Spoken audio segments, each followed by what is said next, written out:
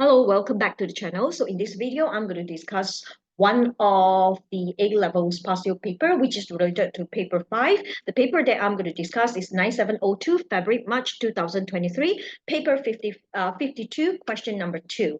And I'm going to guide you on how to answer this question number 2 in the fastest possible way. And not only that, I will also giving you some tips to avoid some careless mistake might be occurring during your calculations, because you basically have no time to be wasted because the duration is 1 hour 15 minutes only.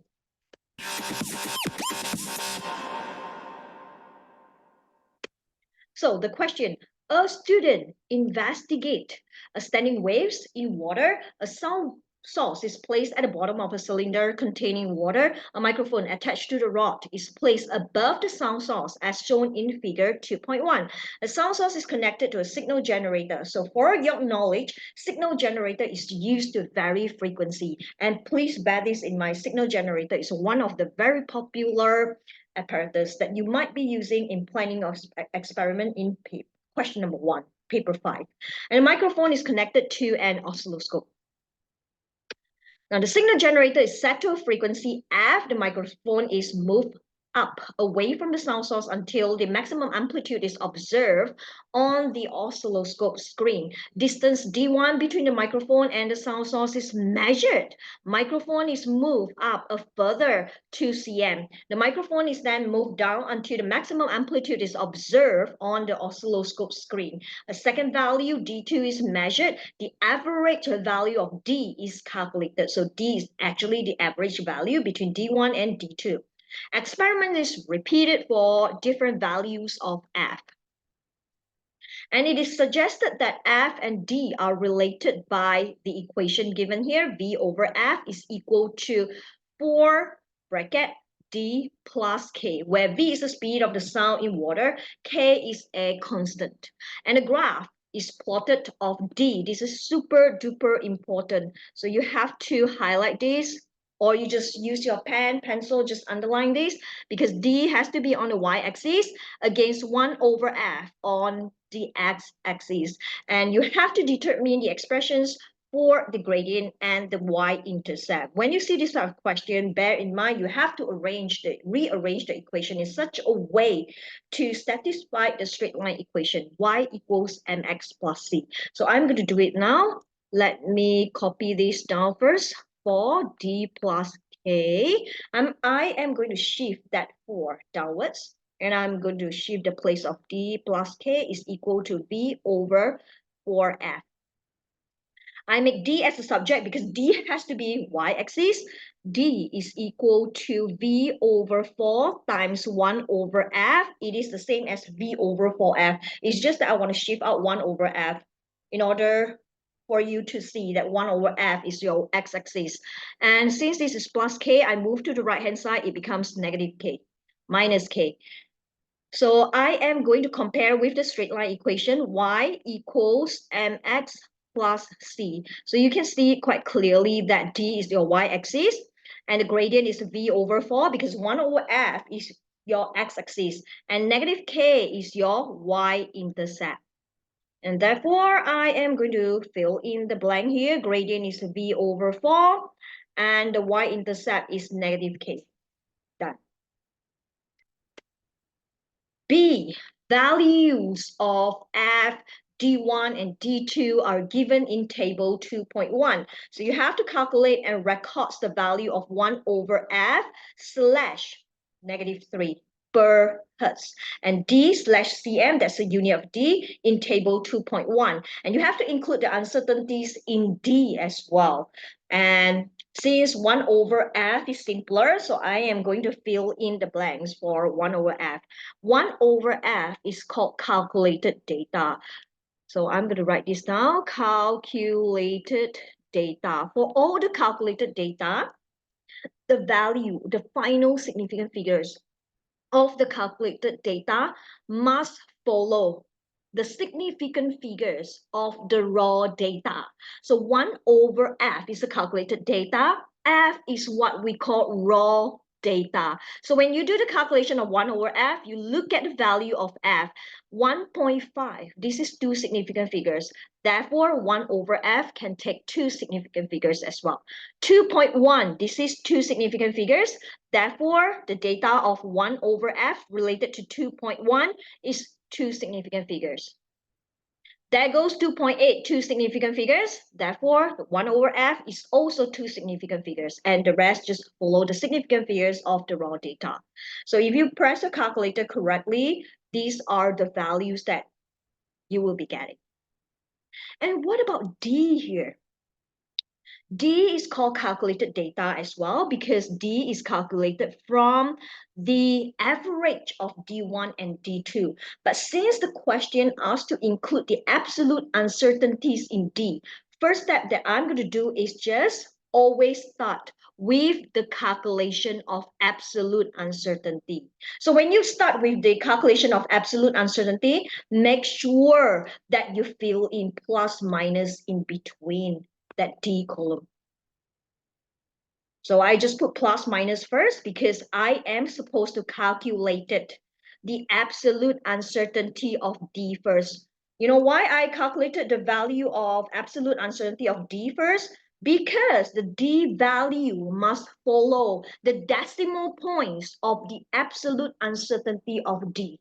Therefore, calculation of absolute uncertainty is very important. First thing you do, calculate the absolute uncertainty. And I'm going to give you the simplest method in calculation of the absolute uncertainty of D.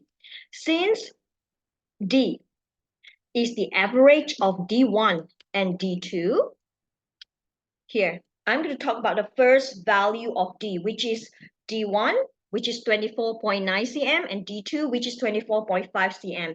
So how do you calculate the absolute uncertainty of D?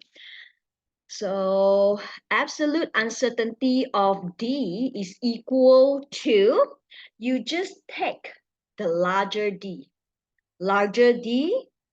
minus a smaller D values.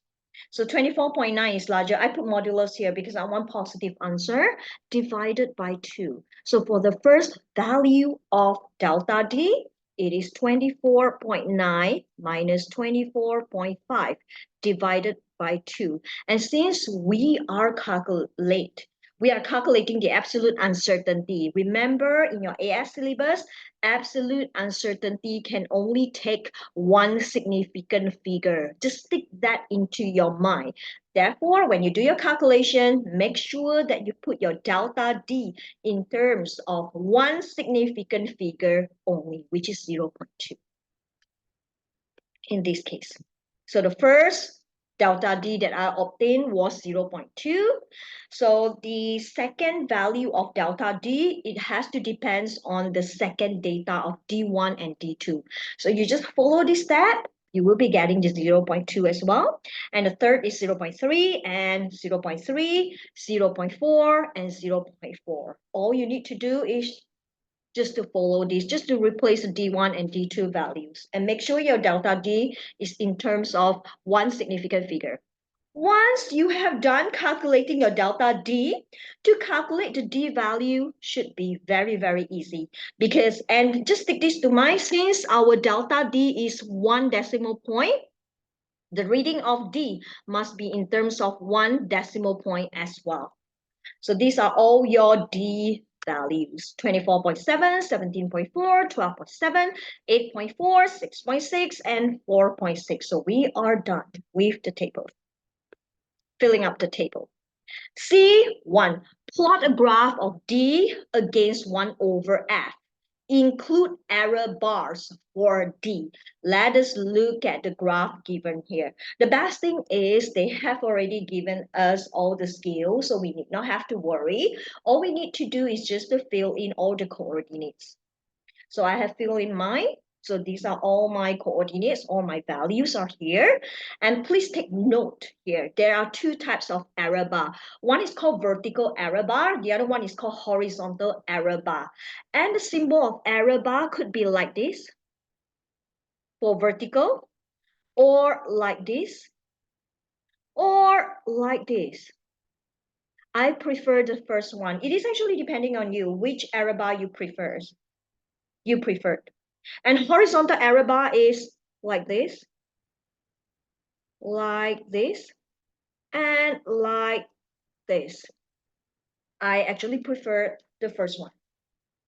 And how do you know which error bar that you should use, whether it is a vertical error bar or it is a horizontal error bar? All you need to do is just to look back at the error bar here that they asked you to include the absolute uncertainty. Error bar is related to absolute uncertainty. Look at my absolute uncertainty. It is on D.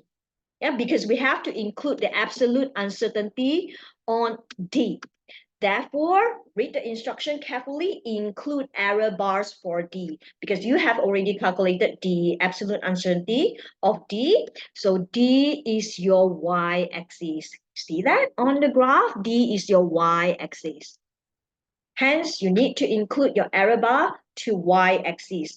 Now, how do you include your error bar? How do you know? Remember the first D value? It is 24.7 plus minus 0.2. Right, so this 0.2 is what we call absolute uncertainty, and it is also the height of the error bar. So since the error bar is vertical error bar, you look at the difference between the two scale here, the two big scale here. The difference is 2 cm. And what about the difference in these small boxes here? It represents 0.2 cm, because all you need to do is just to divide 10. So one small box represents 0.2 cm. So the first error bar, I am going to draw outside of the graph because the graph is a little bit small. Look at your x, the value, your coordinate. So since the first error bar is 0.2, the height of the first error bar is 0.2, all you need to do, make sure that starting from the center of x, going upwards as 0.2, going downwards as 0.2 as well. So up 0.2, down 0.2. So that's your error bar. So the rest you just follow. If you have 0.3, just make sure going up 0.3 upwards from the center of x and going downwards as 0.3 as well. So these are all my error bars that I have already drawn. After that, I am going to draw the best fit line. So if you have a problem in drawing your best fit, no worries, because sometimes I do have a problem in determining my best fit. Is this the best fit or is that the best fit? So I'm wasting a lot of time. Save your time. How? You look at your x-axis, which is 1 over f, right? So these are all the readings of 1 over f.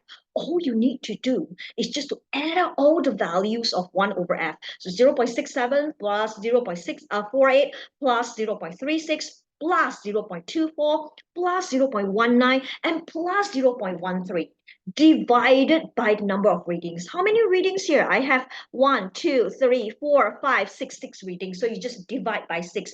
All you need to do is just to find the average of the x readings.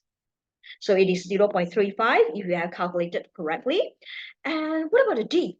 Okay, all I need to do is just to find the average of D. So 24.7 plus 17.4 plus 12.7 plus 8.4 plus 6.6 and plus 4.6 divided by 6. So you get 12.4. So I have a coordinate, which is 0.35, 12.4. That is called a centroid point. A centroid point is a point which is the average of all your readings. And the straight line, I mean the best fit line, must pass through that centroid. Remember that. That is the easiest way to determine your best fit. And it is the most accurate way. Just follow these tips, Widow. Yeah. And I have my centroid, and this is my best fit line. Remember, you have to label your best fit line because you're asked to draw two lines. How the examiner is going to know whether you draw the best fit or this is the worst fit line? So please make sure that you label your line. After that, you are asked to plot the worst possible line. So the worst possible line is very easy. You just look at your first error bar, which is this one, and the last error bar, which is this one. First and the last error bar.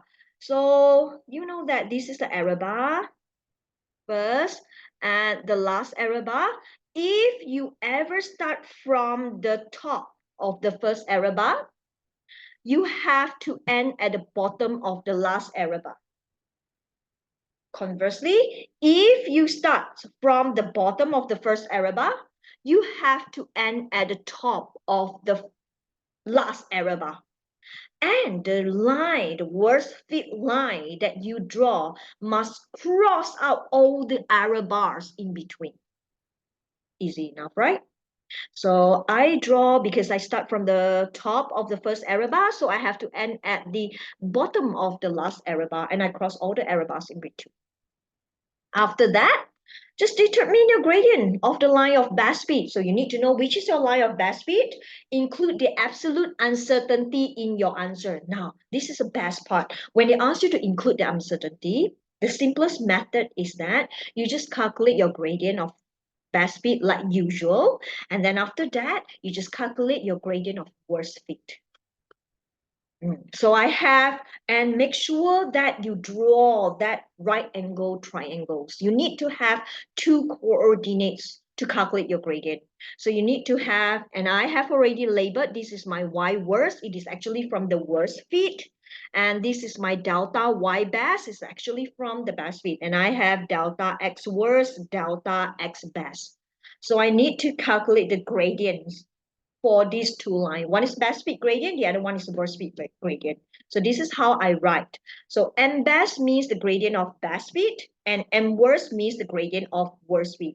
And you have to bear this in mind. I will remind you again, you look at this power, this is slash. When they slash, that power must be included, because this is 10 to the power of -3.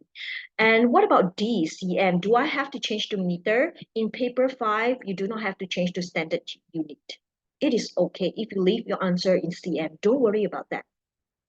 But if they slash, they put a power without a bracket, you have to include the power into your calculation. So therefore, I highlighted this. If you don't include the power, your answer will be different from my answer. So I put as many significant figures as possible here. I put four significant figures for both gradient of best fit and gradient of worst fit. And to find the absolute uncertainty in your gradient is as simple as to find the difference between the gradient of best fit and worst fit, just like that. And okay, all you need to do is delta M is equal to, you take the larger one. I put a modulus here because I want to remind you to take the larger gradient minus the smaller gradient times 10 to the power of 3. And make sure this is delta, absolute uncertainty. Remember your AS?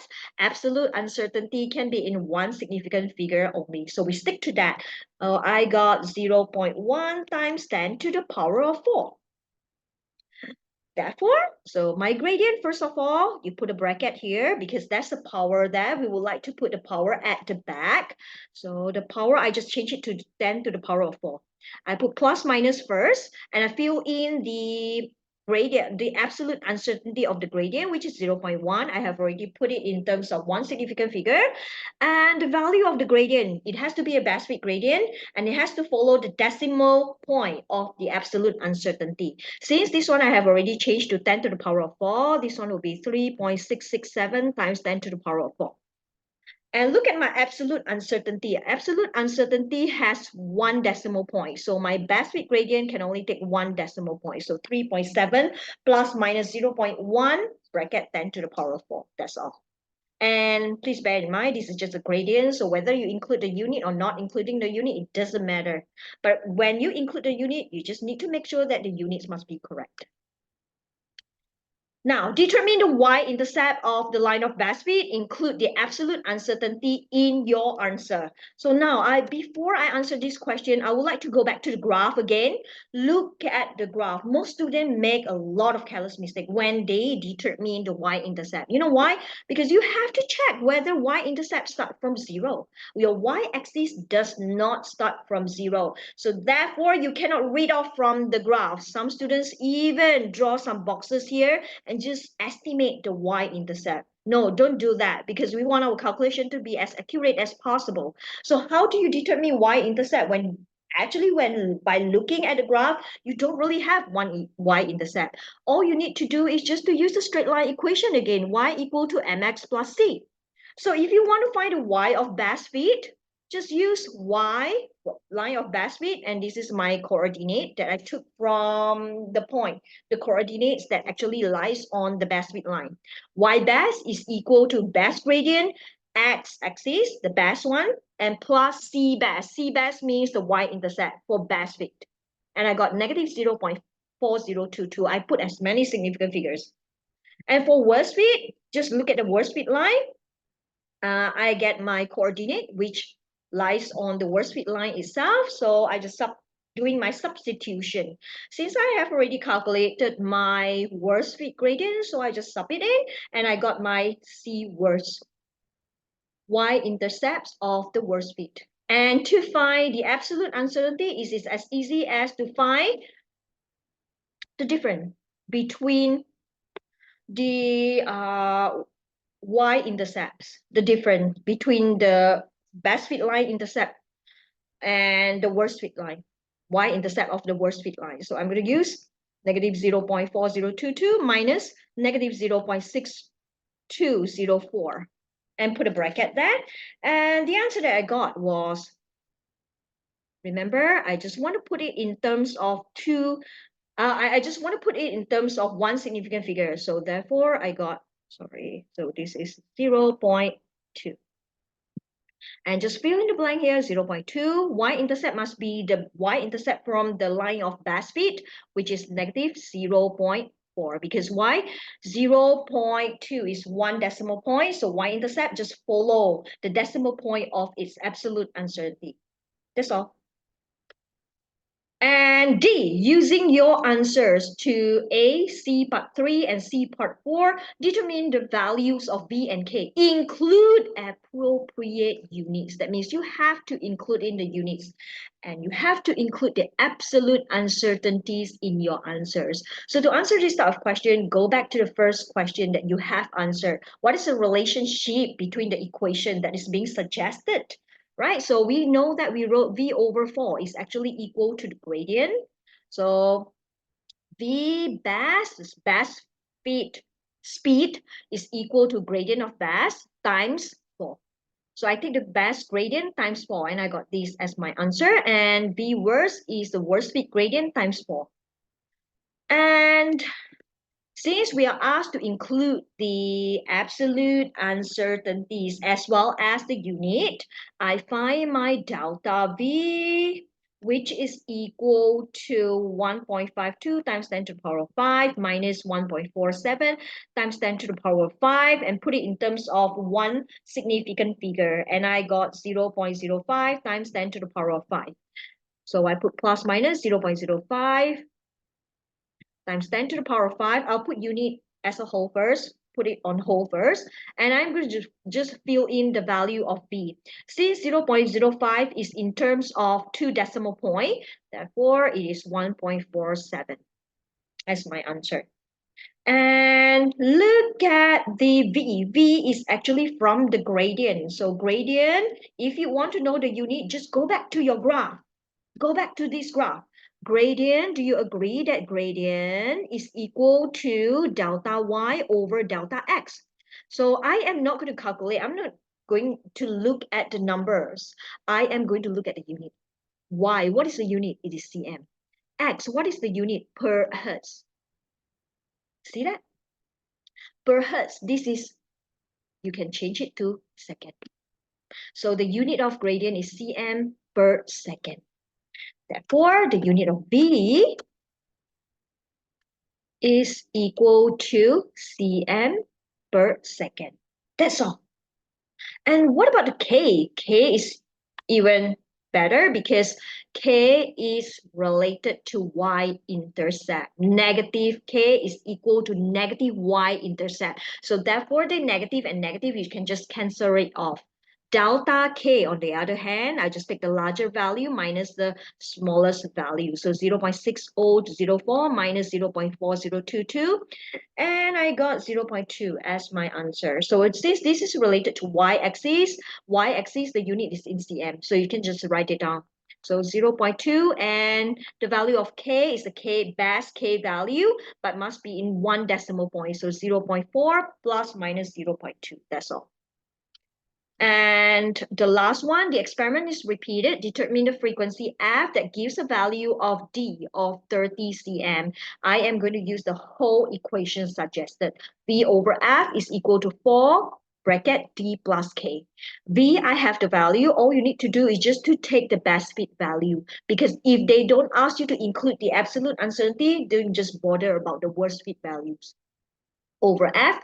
For D is given as 30 cm. So I'm just not going to change the cm to meter because my K is in cm, remember? So you do your calculation, you should be getting 1.21 times 10 to the power of 3 hertz. I put it in terms of 3 significant figures because my V is in terms of 3 significant figures.